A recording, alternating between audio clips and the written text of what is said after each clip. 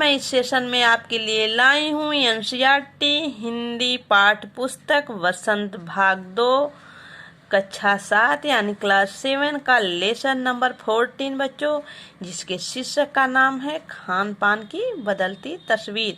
और इस निबंध के लेखक कौन है? प्रयाग शुक्ल जी हैं बच्चों। तो प्रयाग शुक्ल जी ने खान पान की बदलती तस्वीर को में क्या बताया है, आइए पढ़ते हैं और उसको समझते हैं। जैसा कि बच्चों नाम से ही स्पष्ट है, खान पान की बदलती तस्वीर यानी भारतीय संस्कृति में पहले भोज्य पदार्थों में और आज के भोज्य पदार्थों में क्या अंतर है, तो आइए देखते हैं। पिछले 10-15 वर्षों में हमारी खान पान की संस्कृति में एक बड़ा बदलाव आया है। इडली, डोसा, बड़ा, सांभर, रसम अब केवल दक्षिण भारत तक सीमित नहीं है।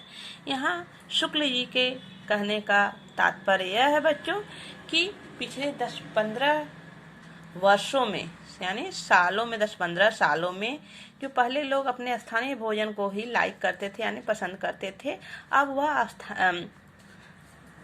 मिश्रित साउथ इंडियन भोजन को ज़्यादा पसंद करने लगे हैं। साउथ इंडियन भोजन है ना बच्चों, यह भोज्य पदार्थ इडली, डोसा, बड़ा, सांभर, रसम केवल दक्षिण भारत, देखिए दिया भी है साउथ इंडियन, दक्षिण भारत तक ही सीमित नहीं है। यानी कि जो दक्षिण भारत के भोज्य पदार्थ थे बच्चों, ये सब इडली, सांभर, डोसा अब बस दक्षिण भारत तक ही सीमित नहीं है, बल्कि उत्तरी भारत में भी, उत्तर भारत चारों तरफ यह भोज्य पदार्थ फैल गए हैं।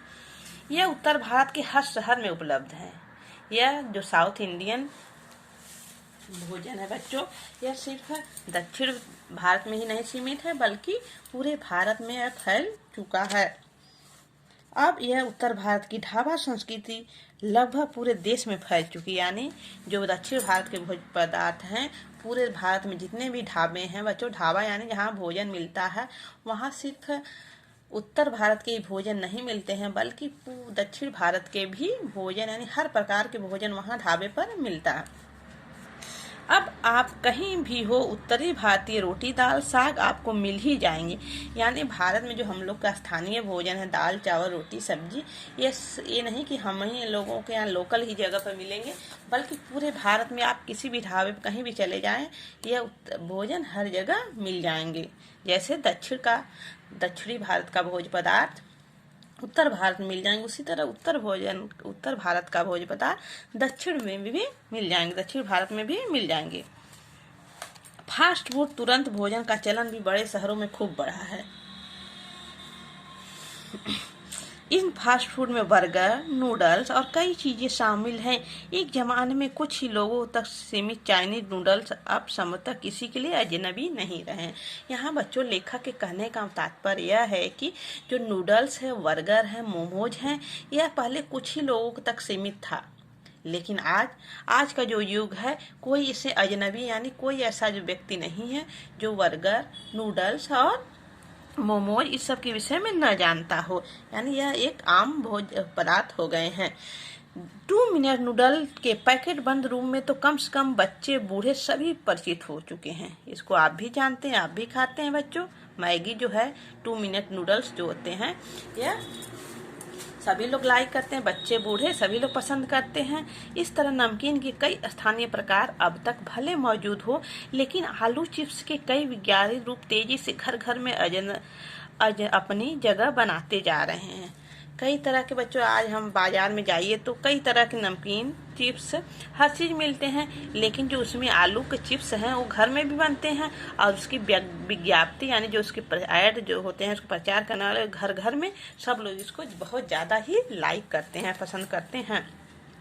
गुजराती ढोकला, गाठिया भी अब देश के कई हिस्सों में स्वाद लेकर खाए जाते हैं। बंगाली मिठाइयों की केवल रसभरी चर्चा ही नहीं होती, वे कई शहरों में पहले से ही तुलना अधिक उपलब्ध हैं। यहाँ बच्चों जो गुजराती ढोकला था, यह सिर्फ अब वहीं तक सीमित नहीं है, बल्कि बंगाल की मिठाइयाँ केवल रसभरी चर्चा ही नहीं होती, अब यह हर जगह प्राप्त होते हैं। बस बंगाल की जो बच्चों ढोकला बहुत फेमस थी, गुजरात की ढोकला और गठिया और बंगाली मिठाइयाँ जो रसगुल्ले होते हैं बहुत ही प्रसिद्ध थे।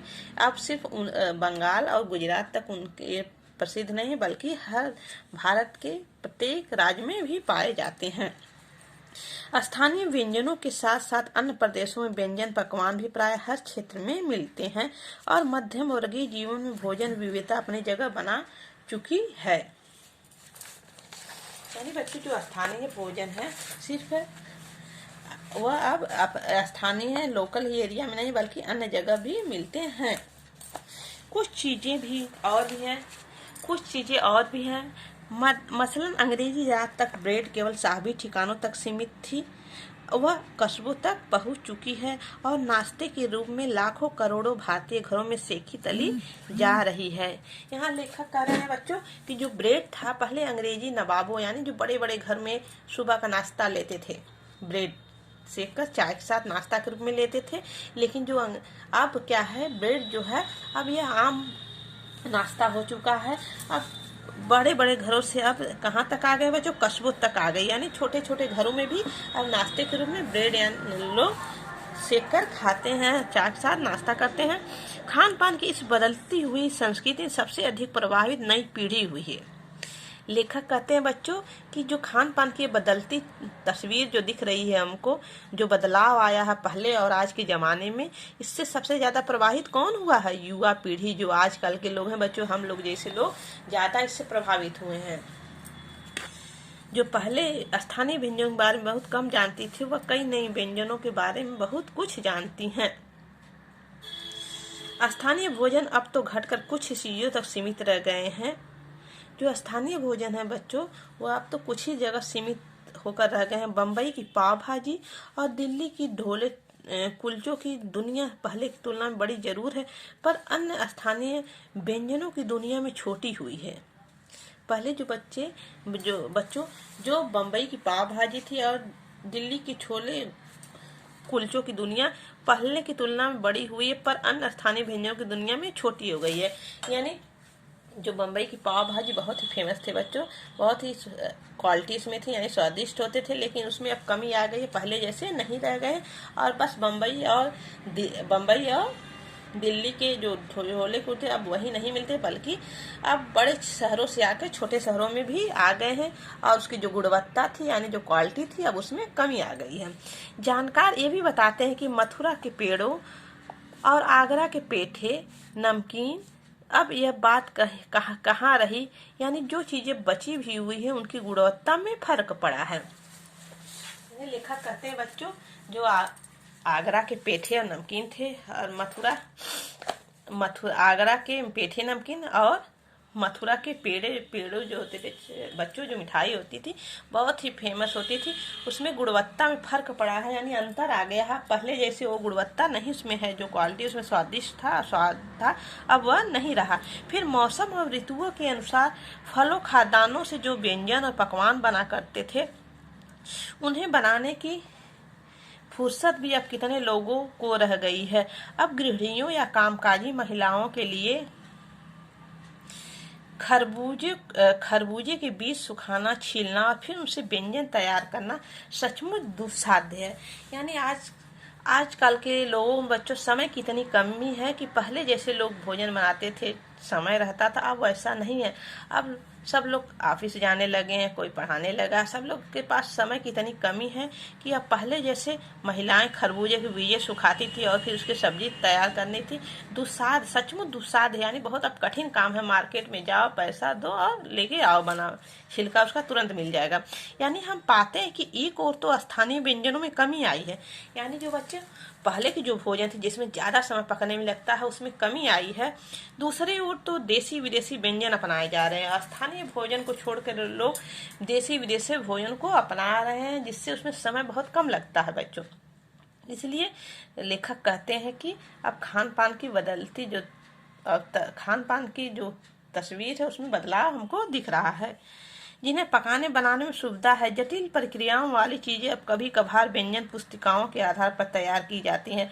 अब शहरी जीवन में जो भागम भाग है, देखो बच्चों वही कह रहे हैं लेखक, जो अब शहरी जीवन में भागम भाग है, उन्हें देखते हुए स्थिति स्वाभाविक लगती है। फिर कमर तोड़ महंगाई ने तो लोगों को कई चीजों से धीरे धीरे वंचित किया है।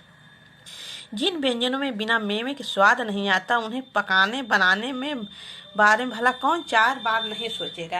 यानी जो बच्चों, यहाँ लेखक के कहने का मतलब है कि महंगाई इतनी तेजी से बढ़ती जा रही है कि जैसे कुछ स्थानीय भोजन ऐसे है बच्चों जिसमें बहुत अधिक खर्च गिरता है, और जिनके पास अधिक इनकम नहीं रहेगा, आमदनी अधिक नहीं रहेगी, तो उस भोजन को बनाने में 4 बार सोचेगा।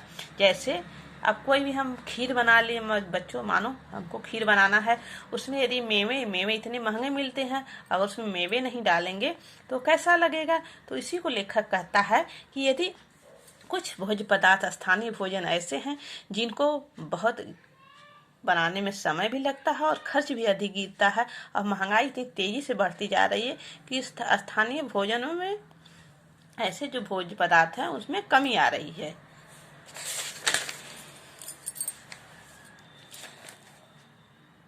तो अब नेक्स्ट पार्ट में पढ़ते हैं बच्चों आगे।